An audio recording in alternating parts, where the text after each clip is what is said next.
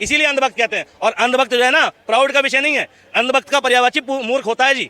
मूर्ख को दूसरी भाषा में अंधभक्त कहते हैं। जो मूर्ख होता है ना वो दूसरे को हमेशा मूर्ख नजर आएगा। मूर्खों को मूर्ख नजर आएंगे। तो भाई मोदी जी ने राहुल गांधी को मूर्खों का सरदार कहा था, तो वो मूर्खों के सरदार थे क्या? मोदी जी ने कहा था ना राहुल गांधी को मूर्ख, तो मोदी जी खुद मूर्ख थे इनके हिसाब से। मोदी जी 10 साल शासन किस ब्याज पे कर गए? कांग्रेस ने ये किया था, हमने ये कर दिया, कांग्रेस ने ये लूटा, फलाना लूटा। 70 साल पहले ये हुआ, और फिर पता क्या बताएंगे? 2047 में ये कर देंगे, 2047 में वो कर देंगे। अरे वर्तमान में जियो ना कि तुमने करा क्या 10 साल में।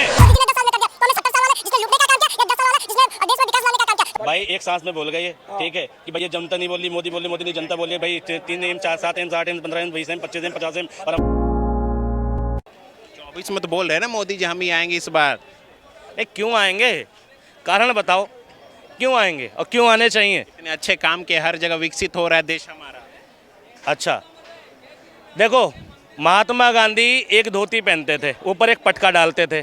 जब वो गए, उन्होंने देश की स्थिति देखी कि एक महिला कपड़े बदलने के लिए ट्रेन का इंतजार करती है, तो उन्होंने ऊपर का वस्त्र उतार दिया कि जिस देश में लोगों पे पहनने के लिए कपड़े नहीं हो, वहाँ कपड़े पहनना भी ठीक है, बेईमानी होगी देश के लोगों के साथ। तो महात्मा गांधी देश के लोगों को रिप्रेजेंट करते थे, तो एक कपड़ा उतार दिया उन्होंने। उसके बाद आज जब तुम्हारे लाल बहादुर शास्त्री, उनका कुर्ता फटा था, उस टाइम पर देश में अकाल पड़ा।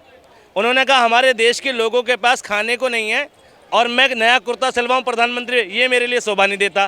फिर उसके बाद लेटेस्ट वाला देखो, अरविंद केजरीवाल आए हमारे। अरविंद केजरीवाल के पास क्या कोट पहनने का पैसा नहीं है, या ब्लेजर डालने का पैसा नहीं है, या सफारी पहनने का पैसा नहीं है, या शेरवानी पहनने का? वो तो घोटाले में फंसे हुए हैं भाई, घोटाले में फंसे हुए हैं, चोर हैं वो। अरे सुनो तो सही, अरविंद केजरीवाल अगर शर्ट डालते हैं तो उसका मतलब क्या है पता है? वो रिप्रेजेंट करना चाहते हैं देश की जनता को कि मेरी देश की जनता ऐसी है जो नॉर्मल फॉर्मल पहनती है। और मैं शीश महल बना रखा उन्होंने, 220 करोड़ का शीश महल देखा है? उनका अपना आवास है या मुख्यमंत्री आवास है? अपना। तो बोला था ना सत्य मानस वाले में कुछ नहीं करूंगा, लेकिन उन्होंने 20 करोड़ का शीश महल बना लिया ना। उन्होंने क्या कहा था कि भैया मैं ये तुम्हारा जो वीआईपी कल्चर है इसे ख़त्म करूँगा, ठीक है। लोग अच्छे से जानते हैं वीआईपी कल्चर ख़त्म करने के लिए संसद से कानून पारित होना चाहिए, ठीक। मान लो उन्होंने ख़त्म नहीं किया, मोदी सरकार ने ख़त्म कर दिया क्या? भाई अरविंद केजरीवाल एक नॉर्मल शर्ट पहन के घूमता है क्योंकि जनता को रिप्रेजेंट करता है।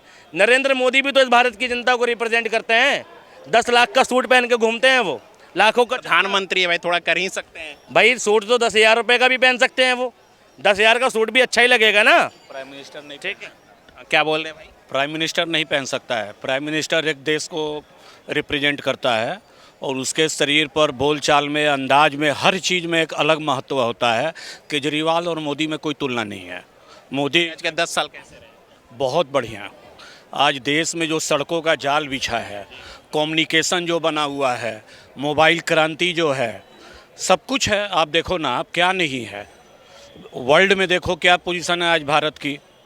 तो जो मोदी ने दिया, विरोध करने वाले तो करेंगे, क्योंकि देश में तो हर तरह के लोग हैं ना। आनंद सारे ले रहे हैं, जितनी उनकी योजनाएं हैं सबका फ़ायदा उठा रहे हैं, लेकिन गाली ज़रूर देंगे मोदी को। भाई जिनको फ्री में अन्न मिल रहा है ना, जिनको भी मिल रहे हैं। बाकी अभी जो भी योजनाएं आ रही हैं वो सारी योजनाओं का फ़ायदा वो ले रहे हैं। आधार से लिंक होकर जो भी फ़ायदा मिल रहा है किसानों को लेकर सब कुछ, लेकिन फिर भी गाली देते हैं। केवल पंजाब के किसान पड़े हुए हैं बॉर्डर पे। वो इसलिए पड़े हुए हैं कि वो घूमते हैं फॉर्च्यूनर में, लेकिन बॉर्डर पर बैठे हुए हैं, उनको एमएसपी चाहिए। एक चीज़ बताओ, अगर आज एमएसपी 50 रुपया कर दिया जाए तो आम जनता को आटा किस रेट में मिलेगा? केवल किसानी इस देश को रिप्रेजेंट करता है कि आम जनता भी रिप्रेजेंट करता है? ये गलत धारणा है लोगों में। किसान जो पंजाब के हैं वो सारे फॉर्च्यूनर में घूमते हैं और उनको सारे एमएसपी का आनंद वही लेते हैं, और वो कह रहे हैं एमएसपी 40 कर दो, तो आटा किस भाव में आ जाएगा मार्केट में? तो बोलेंगे क्या बोलेंगे? बुद्धि की बात है। देखो यथा राजा तथा प्रजा, जैसा राजा होता है ना वैसी प्रजा होती है। अब प्रजा की बात करी इन्होंने, ठीक है। पहली बात तो हम राजा नहीं मानते, ठीक। हम उसे जनता का प्रतिनिधि मानते हैं और वो जनता का सेवक है। तुम्हारे लिए वो राजा है, इसलिए तुम्हारे को मैंने प्रजा कहा। जो भक्ति करते हैं उनके लिए वो प्रजा होगी, ठीक है। हम प्रजा में नहीं आते, पहली बात। दूसरी बात, इन्होंने कहा कि भैया फ़ायदा तो सभी ले रहे हैं, तो ऐसा तो कांग्रेस के टाइम भी ले रहे थे तुम हर सुविधा का फ़ायदा। इंदिरा आवास योजना को प्रधानमंत्री आवास योजना, जवाहर नवोदय विद्यालय को प्रधानमंत्री जवाहर नवोदय विद्यालय कर देना, केंद्रीय विद्यालय को प्रधानमंत्री केंद्रीय विद्यालय कर देना, विकास थोड़ी होता है। और रही बात सड़क की, अभी बगल में तुम्हारा नॉर्थ ईस्ट दिल्ली है, इसके बगल में लगता है गाजियाबाद का इलाका लोनी। 360 हार्ड चैलेंज चल रहा है उस पर, ठीक। कहता है भाई मोदी जी उस पर तुम्हारे केंद्रीय मंत्री आ गए, ठीक है, लोनी का विधायक नंदकिशोर गुर्जर आ गया, लेकिन वो रोड बन के तैयार नहीं है। आज 360 डेज का चैलेंज है, उसमें 1 साल का बात ली गई है, 190 दिन से ज़्यादा हो गया और उस रोड को बनाने की बात नहीं, वो छोड़ो। उसी के बगल में आगे टीला मोड़ पड़ता है, शाहपुर रोड है, बड़े बड़े डंपर निकलते हैं, ट्रक निकलते हैं और इतनी इतनी धूल है, ठीक है, वो रोड नहीं बना। जितने भी एक्सप्रेसवे हाईवे की तुम बात कर रहे हो उसके लिए नितिन गडकरी को क्रेडिट जाता है। बात मानते हो ना, नितिन गडकरी ने अच्छा काम किया। तो मुझे नहीं, एक मिनट आपकी बात कर रहा हूँ, सरकार किसकी है? नरेंद्र मोदी जी ने किसी भी रोड का उद्घाटन किया, किसी भी भाषण में कहा कि नितिन गडकरी जी का बहुत बहुत धन्यवाद? किसी भी रोड पे फोटो लग रही है क्या? नितिन गडकरी को एक भी क्रेडिट मिला क्या उस चीज़ का? मतलब सरकार उसकी है। मोदी जी के पास कौन सा मंत्रालय, इनसे पूछो किस सेक्टर में काम किया। नितिन गडकरी ने अच्छा काम किया, किसी सड़क का क्रेडिट नहीं मिला, किसी रोड पे फोटो नहीं है क्या। दूसरी बात, जिस कीमत पे हम ये रोड बनवा रहे हैं, जितना टोल हम दे रहे हैं इस रोड का, अगर इस कीमत पे रोड बनाना होता ना तो आज से 10 साल पहले, 50 साल पहले बन चुके होते, क्योंकि ये रोड प्राइवेट कंपनियों की कीमत पे बन रहे हैं। हजारों रुपए का टोल, जितने की ईएमआई नहीं जाती गाड़ी की, उतने का महीने का टोल दे रहा है आदमी, ठीक है। अगर इतनी कीमत ही देनी है रोडों की तो भैया कोई भी बना देगा, पर सरकारों का क्या क्रेडिट रह गया इसमें? किसी प्राइवेट कंपनी को ठेका दे दो। रैपिड रेल बनी है, ठीक है, बाइकआउट चाइना, टिकटॉक बंद किया था मोदी जी ने। जहां टिकटॉक बंद किया सारा देश कह रहा था चाइना का बाइकआउट करो, चाइना का बाइकआउट करो, और मोदी जी ने 3000 करोड़ का प्रोजेक्ट दे दिया था चाइना को, ठीक है। और कौन घूम रहा है उस रैपिड रेल में?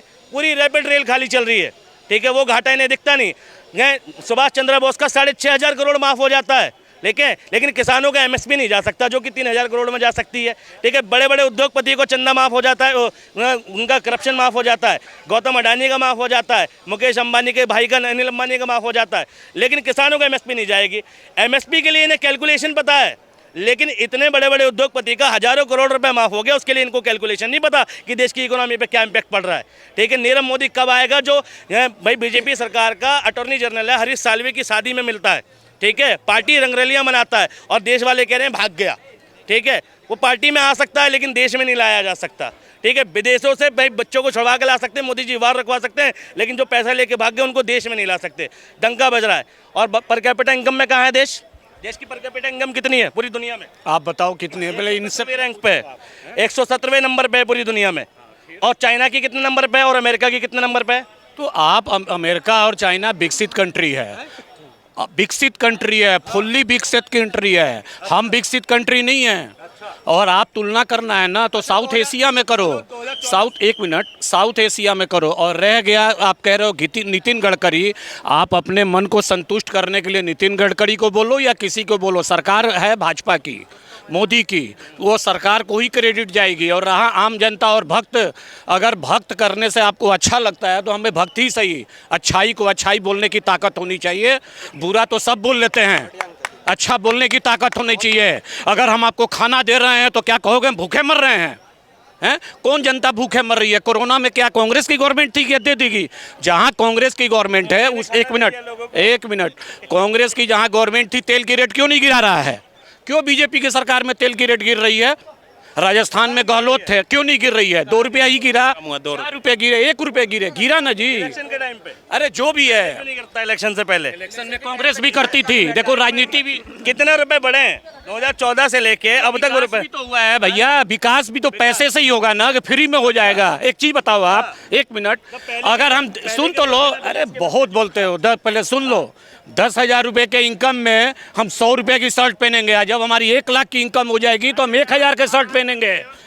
बिना पैसे का नहीं होगा विकास। तो ये बात कांग्रेस के टाइम पे अप्लाई क्यों नहीं होती थी? कांग्रेस में विकास ही कहाँ थी? और जो बात कर रहे हो ना रोड की लोनी फोली, आप उत्तम नगर आ जाओ, केजरीवाल की सरकार है, सड़कों की और नालियों की हालत देख लो दिल्ली में, पूरी बेड़ा गर्क करके रख दिया इस गवर्नमेंट ने फ्री के फेर में। अच्छा। और क्या ये कह रहे हैं कि सड़क नहीं बनी, ठीक है। स्वर्णिम चतुर्भुज की सड़क, देश के 4 कोनों को जोड़ने वाली सड़क कांग्रेस के टाइम पे बनी, ठीक है। NH8, NH24, NH1, NH3, ठीक, और NH54, ये सब कांग्रेस के टाइम पे बने। पूर्वांचल एक्सप्रेसवे अधूरा काम भैया अखिलेश यादव ने किया। यमुना एक्सप्रेसवे कांग्रेस के टाइम पे बना, ठीक है। लखनऊ आगरा एक्सप्रेसवे कांग्रेस और अखिलेश की गवर्नमेंट में बना। डेवलपमेंट था मगर डेवलपमेंट का एडवर्टीजमेंट नहीं था, ठीक है। जितना प्रचार प्रसार इस गवर्नमेंट में है, ठीक है, उतना भैया किसी गवर्नमेंट में नहीं हुआ, ये भी सच है। और देख लो, ये तो आरटीआई के तहत पता चल जाएगा तुम्हें कि एडवर्टीजमेंट पे कितना खर्च करती है गवर्नमेंट। दूसरी बात, मोबाइल की क्रांति 2014 में नहीं आई है, ठीक है। नेट की क्रांति, तकनीक की क्रांति 2014 में नहीं आई है, 1991 के बाद आई है सारी क्रांतियाँ, और 2006 के बाद आई है डिजिटल क्रांति, ठीक है। कंप्यूटर कांग्रेसी लाई थी, ठीक है, मोदी जी नहीं लाए हैं। अब ये बात कर रहे हैं, ठीक है, अभी ये स्टार्टअप मोदी जी ने रोजगार डेवलपमेंट की बात कर रहे हैं। 2014 से पहले इंडिया की पर कैपिटा इनकम 113 नंबर पे थी, ठीक है, ये बात कर रहे हैं ना, 113 नंबर पे थी, और आज कितने नंबर पे? 117वें नंबर पे। और दूसरी बात ये कह रहे पेट्रोल डीजल, मनमोहन की सरकार में 108 रुपये प्रति बैरल था पेट्रोल, और मोदी जी की शासन में 68 रुपये प्रति बैरल आ रहा है, ठीक है। यानी जब इंटरनेशनल मार्केट में महंगा था तब तो कोई बंदा तुम्हें सब्सिडी लगा के सस्ता बेच रहा था, और आज सस्ता है तो भी 2 रुपये सस्ते कर दिए मोदी जी ने, तो बहुत बड़ी बात है। इसीलिए अंधभक्त कहते हैं। और अंधभक्त जो है ना, प्राउड का विषय नहीं है, अंधभक्त का पर्यायवाची मूर्ख होता है जी। मूर्ख को दूसरी भाषा में अंधभक्त कहते हैं, ठीक है। अरे चमचे का पर्यायवाची कड़ाई होता है, ठीक है, कोई दिक्कत नहीं, ठीक है, बिल्कुल। दूसरे को मूर्ख ही समझता है। जो मूर्ख होता है ना, वो दूसरे को हमेशा मूर्ख नजर आएगा। जैसे राहुल गांधी को सब मूर्ख नजर आते हैं, उसी तरह ये भी उसी भाषा में चल रहे हैं। हम राजनीतिक आदमी नहीं हैं, मैं राजनीतिक आदमी नहीं हूँ, जॉब करता हूँ, उम्र मेरी 50 हो गई, लेकिन दुनिया हम भी देख रहे हैं। कांग्रेस राज भी आपने देखा? बिल्कुल देखा है, कांग्रेस को भी देखा है, अखिलेश को भी देख लिया। राबड़ी से हम आ रहे हैं, बिहार के रहने वाले हैं। जितनी चारा घोटाला और बिहार को खा गया, वही कांग्रेस के साथ चल रहे हैं।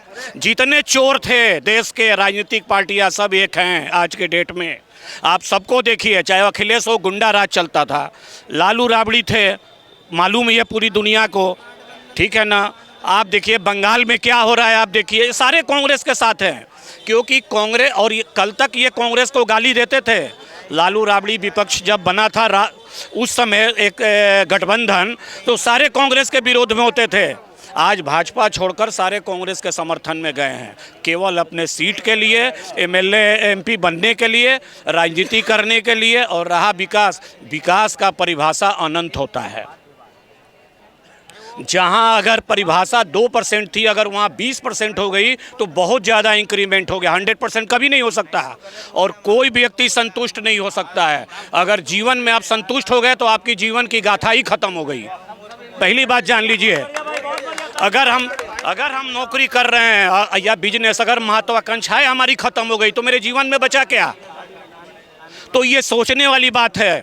मूर्खों को हमेशा मूर्ख नजर आएंगे, बुद्धि वाले को हमेशा बुद्धिमान नजर आएंगे। भाई साहब हैं, इनको गलती पता है, एक मिनट कह रहे मूर्खों को मूर्ख नजर आएंगे।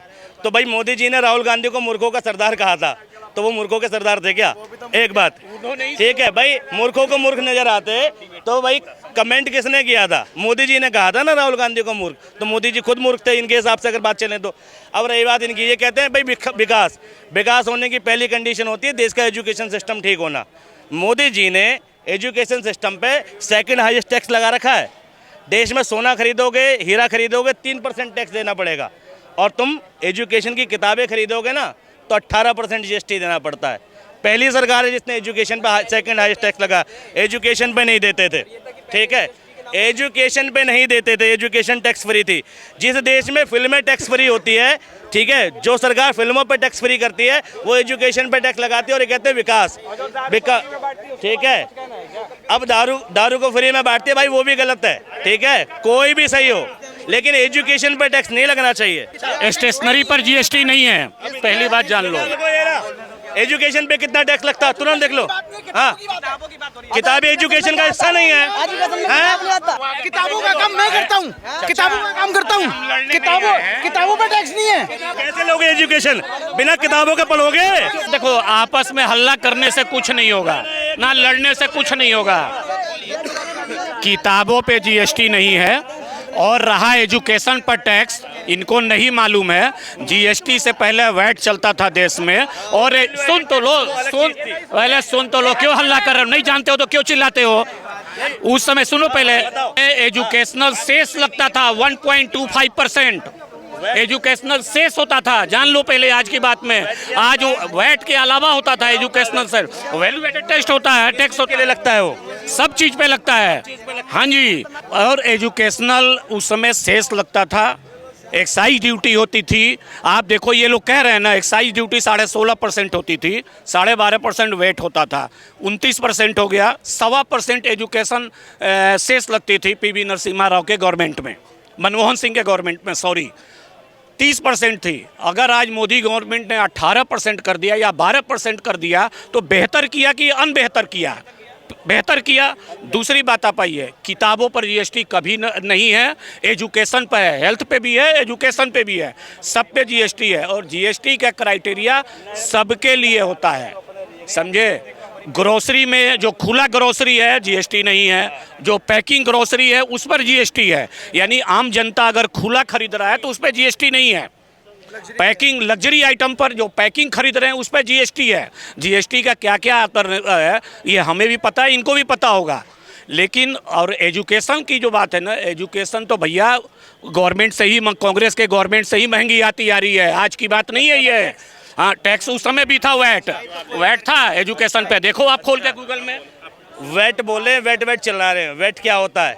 वेट होता है वैल्यू एडेड टैक्स, ठीक है। कहाँ कहाँ लगता था? वेट लगता है जहाँ पर कोई भी कंपनी अपने यहाँ स्टे करने की सुविधा देती है। मोस्टली रेस्टोरेंट पे लगता है वेट, ठीक है। मोस्टली रेस्टोरेंट पे लगता है, शोरूम पे लगता है, या शॉपिंग सेंटर पे लगता है, शॉपिंग मॉल पे लगता है, ठीक है। दुकानों पे वेट नहीं लगता, ठीक है। इन्हें ये नहीं पता, अभी तो कह रहे एजुकेशन टैक्स फ्री है, ठीक है। अभी निकाल के दिखा देते हैं, इनमें से एक फेक न्यूज़ वाला आया था, दिखाया मैंने, एजुकेशन पे टैक्स है। और ठीक है, अरे गुड्स एंड सर्विस टैक्स लगता है इस देश में, और किताबें गुड्स की कैटेगरी में आती है नहीं आती हैं, ठीक है। तो फिर टैक्स लगेगा नहीं लगेगा? ठीक है, नहीं है किताब पे, बुक पे नहीं है। इनके सामने मैं बात करूंगा, मेरा महत्व खत्म हो जाएगा। इसलिए कि हम देखें लिटरेट आदमी हैं, हम लिटरेट आदमी हैं। अनलिटरेट लोग से कोई बहस में जीता है आज तक?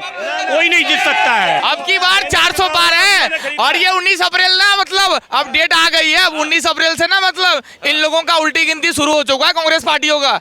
अब ये अपना अपना जो है ना, मतलब बीपी का गोली अब अपना लेके रख ले। अब 19 अप्रैल है, 19 अप्रैल से इन लोगों का जमानत जब्त हो जाएगा सबका। कांग्रेस पार्टी अपना जो है ना जमानत भी अगर मतलब बचा लेना, बहुत बड़ी गनीमत है भाई साहब। जवाब ले लूं डिबेट? अरे जवाब इनके पास है ही नहीं, राहुल गांधी के अरे भाई आप नहीं जाएंगे, सारे बीजेपी वाले हैं यहाँ पे। ये एक्सपोज कर रहा था तुम्हें, और ये खुद ही एक्सपोज हो गया कि सब बीजेपी वाले हैं यहाँ, ठीक है। एक्सपोज करने के चक्कर में अपने आप को एक्सपोज कर गया भाई।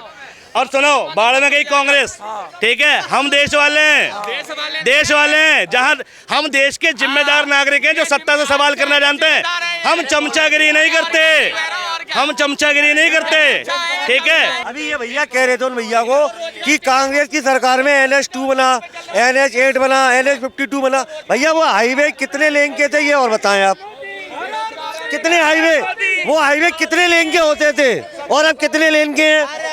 कांग्रेस की सरकार में कितने एक्सप्रेस वे बने ये बताएं? एम्स बने 52-53 में बन गया था पहला एम्स, सन 52 से 53 में।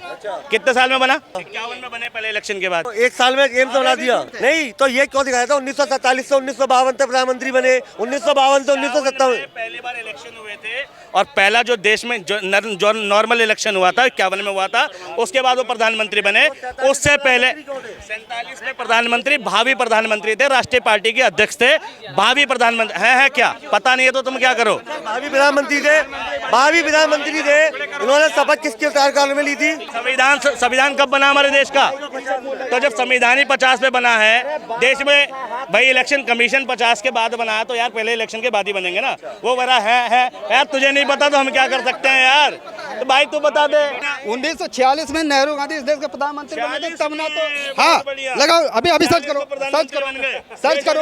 47 में प्रधानमंत्री बन गए, 46 में काहे सर्च करूं? तर्क बताओ कैसे बन गए? लगाओ सर्च करो। 47 में यार तुम अभी थोड़ी देर और रुको, 1930 में बन जाएंगे प्रधान। अरे यार झूठ क्या, 46 में बने। मोदी जी दावा कर रहे हैं 400 पार आएंगे, क्या लगता है जनता है मोदी जी के साथ? 400 पार ही है।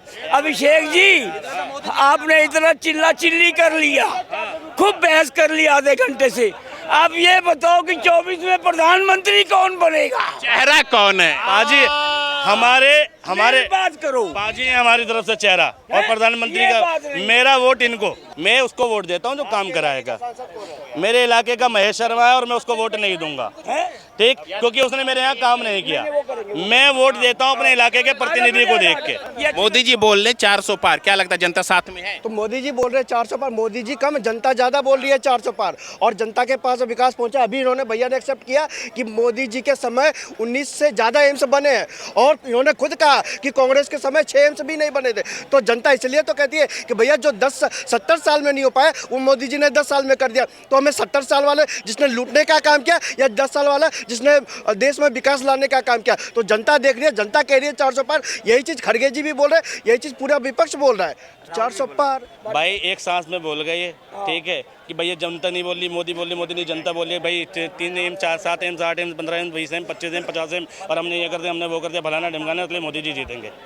भाई देश का चुनाव है, सांसदी का चुनाव है, अपने इलाके के प्रतिनिधि का चुनाव है, ठीक। हम प्रतिनिधि को देख के वोट देंगे, ठीक है। मोदी जी ने 19 एम्स बने मोदी सरकार में, 7 पहले से थे, 12 अभी बने, एक्सेप्ट है। इन्होंने शायद 19 वाला इश्तिहार नहीं देखा, मोदी जी वाला।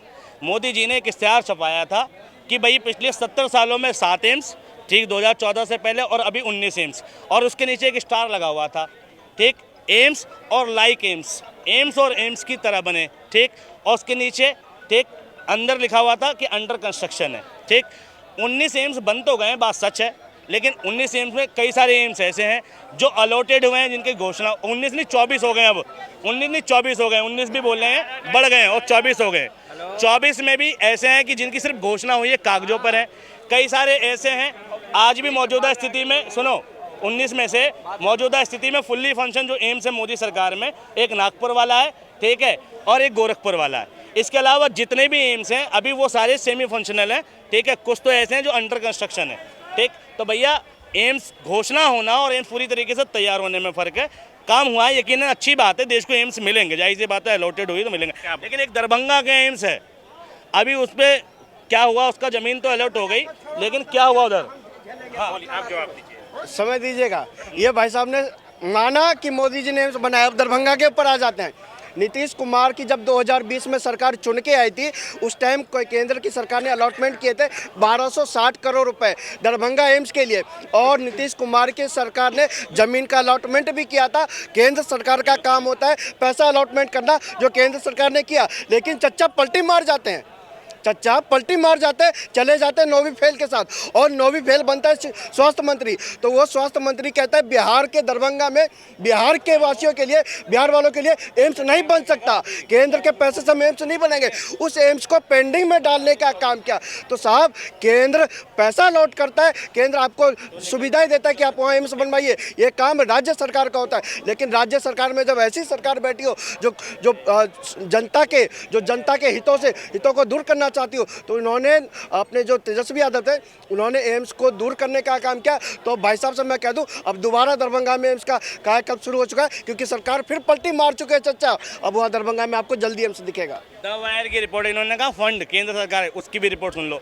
द वायर की रिपोर्ट के अकॉर्डिंग ये था कि मोदी सरकार ने जो घोषणा करी थी, वो एम्स तैयारी इसलिए नहीं हो पाए थे कि जितना फंड उन्होंने उसके लिए अलॉटेड किया था, किसी के लिए 1200 करोड़, किसी के लिए 1600 करोड़, और उसका किसी को 15% दिया था, किसी को 25% दिया था, जिस कारण से वो एम्स तैयार नहीं हो पाए पूरी तरीके से। यही कारण है, द वायर की रिपोर्ट पढ़ लेना। ये कह रहे हैं ना चच्चा पलटी मार गए।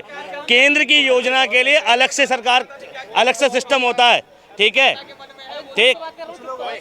एक होता है सत्ता का विकेंद्रीकरण, सुनो, एक होता है सत्ता का विकेंद्रीकरण, इन्हें पता नहीं है। केंद्र सरकार की योजना में राज्य सरकार हस्तक्षेप नहीं कर सकती।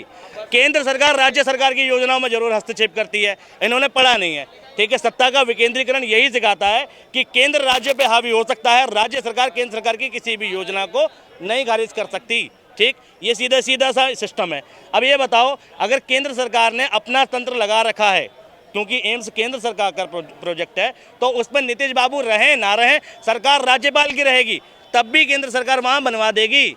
भाई साहब ये इतना उलट चले गए, शायद संविधान नहीं पढ़ा इन्होंने। अगर कुछ पढ़ लिया होता तो आपके सामने तथ्य सही रखते। ये कह रहे हैं कि दरभंगा एम्स से मोदी जी के रोकने की वजह से अब अलॉटमेंट नहीं हो पाया। आपको बता दें दरभंगा में एयरपोर्ट भी बना है। एयरपोर्ट जब बना है जब सरकार में नीतीश की सरकार थी, और एयरपोर्ट का अलॉटमेंट करने का काम भी केंद्र की सरकार ने किया। सुन लो ना, पूर्णिया एयरपोर्ट को भी अलॉटमेंट करने का काम नीतीश सरकार ने किया, और पूर्णिया एयरपोर्ट ठीक उसी तरह रुका जिस तरह दरभंगा एम्स रुकने का काम हुआ। ये केवल जब चच्चा पलटी मार जाते हैं तब ये सारे काम रुक जाते हैं, क्योंकि उनको जनता के हितों को अलग करना था, और केंद्र सरकार जो सुविधाएं दे रही है वो सुविधाओं से वंचित रखना था बिहार की जनता को। इस बात पर ये बहस नहीं करेंगे। आप ये पूछिए पूर्णिया एयरपोर्ट को रोकने का क्यों काम किया, जब आपकी जमीन अलॉटमेंट हो चुकी थी। दरभंगा एम्स को क्यों रोकने का काम किया, इस पर नहीं बोलेंगे। ये एम्स को रोकने का काम किया, दरभंगा का एम्स तो लोग दिखा के पूछ रहे हैं, दुनिया में वीडियो वायरल है, और ये कह रहे हैं कि भैया एयरपोर्ट बन सकता है लेकिन एम्स नहीं बन सकता, है ना, क्योंकि एयरपोर्ट किसके शासन में बना था? एयरपोर्ट किसके शासन में बना था, आप ये बताओ। जब बना था, जब पूर्णिया गया एयरपोर्ट किसके शासन में बना है? भाजपा की सरकार थी भाई, भाजपा की सरकार थी। गया एयरपोर्ट एम्स सुनूंगा तुम्हारी यार। एम्स से आपने खिलवाड़ किया, बिहार की जनता के साथ आपने खिलवाड़ किया, क्योंकि चच्चा पलटी मारते हैं। और नौवीं फेल स्वास्थ्य मंत्री बनता है ना भाई साहब, वो तो उसका बाप तो इलाज कराता है लंदन में, और लेकिन बिहार की जनता जो मरती है उससे जाके पूछो उसका क्या हाल है। आप इस पर बोलोगे? चोरी करके भागा, चौथी पास चाय की दुकान, ये उसको प्रधानमंत्री बना रहे हो। 21 केस चोरी पार, उसको मिनिस्टर बना दिया। ये क्या है? आप शाह की डिग्री देखी आपने? क्या है डिग्री? अरे भाग गए चच्चा, भाग गए। डिग्री तो देख लो, चच्चा भाग गए, डिग्री तो देख लो यार। ये लेके घूम रहे हैं अमित शाह की डिग्री। एक मिनट, अमित शाह का बेटा जय शाह जो है वो बीसीसीआई के अध्यक्ष है, कौन सी डिग्री है उस पर? अब पहली बात आप सब यहाँ पे, अमित शाह का बेटा जैसा बीसीसीआई का अध्यक्ष नहीं, वो सचिव है, सेक्रेटरी है, ठीक है। पहले आप चेक करो, और सुन लो, उसके बाद उससे पहले आप चले जाइए 2014 से पहले जो आपके शिवसेना के सुन लो। अरे भैया सुन लो, घबराते काहे हो? 2014 से नहीं पढ़ना, अभी बताओ। ये इतिहास नहीं पढ़ना, लेकिन प्रेजेंट में मोदी जी ने इतना काम किया तो उसके ऊपर बहस नहीं करनी। इस तरह से हंसी उड़ाते हैं, ये हंसी जनता के जो जनता तक विकास पहुंचा ना उसकी उड़ाते हैं। देश जो है या तो इतिहास में जीना चाहता है या भविष्य में जीना चाहता है। मोदी जी 10 साल शासन किस ब्याह पे कर गए? कांग्रेस ने ये किया था, हमने ये कर दिया, कांग्रेस ने ये लूटा, फलाना लूटा, 70 साल पहले ये हुआ, और फिर पता है क्या बताएंगे? 2047 में ये कर देंगे, 2047 में वो कर देंगे। अरे वर्तमान में जियो ना कि तुमने करा क्या 10 साल में, और आगे क्या करोगे, अभी क्या करोगे? करंट का रिपोर्ट कार्ड दो। 2 करोड़ रोजगार बोले थे, मिल गए देश को, ठीक। 15 लाख बोले थे, मिल गए देश को। देश की इकोनॉमी को 5 ट्रिलियन बनाने की बोली थी 2024 तक, 4 नहीं टच कर पाई, बना दी क्या तुमने? देश की पर कैपिटा तरक्की, डेवलपमेंट। भाई मैंने पिछली बार भी कहा था कि अगर तनख्वाह में सिर्फ 10,000 रुपये बढ़ जाएं तो कपड़े पहनने का तरीका, कपड़े का कलर, कपड़े का क्वालिटी बदल जाती है, नीचे बाइक आ जाती है। इस देश के लोगों की स्थिति बता रही है, शक्लें बता रही हैं कि कितना डेवलपमेंट है। गली गली मोहल्ले मोहल्ले जाके देखो, चेहरा देखो, और यहीं खड़े रह के देखो, ठीक है। जब आप ये इन्होंने बात शुरुआत की अमित शाह के बेटे को बीसीसीआई के सेक्रेटरी डिग्री कैसे बना दी? मैं ये पूछना चाहता हूँ। शरद पवार के पास क्या बताओ? अरे मैं पूछ रहा हूँ, शरद पवार के पास क्या डिग्री थी? अरे भागो में शरद पवार के पास क्या डिग्री थी? क्यों बीसीसीआई का अध्यक्ष बन गया? अमित शाह का बेटा शरद पवार के पास यार। अरे शरद पवार की डिग्री बता दो। सवाल अरे शरद पवार जवाब में सवाल पूछ रहा है। शरद पवार की डिग्री, सवाल के जवाब में सवाल पूछ रहा है। शरद पवार की डिग्री पहले जवाब देना। शरद पवार की डिग्री बता दो। एक मिनट, शरद पवार की जवाब, शरद पवार की डिग्री बता दो। शरद पवार जवाब। 60 साल बनाम 10 साल, 60 साल बनाम 10 साल। अगर 10 साल में मोदी जितना किया, अगर सुनो, अगर 60 साल कांग्रेस किया होता तो कांग्रेस की, अरे सुनो, तो आधे घंटे से यार बर्बाद किए जा रहे हैं, ये बोल रहे हैं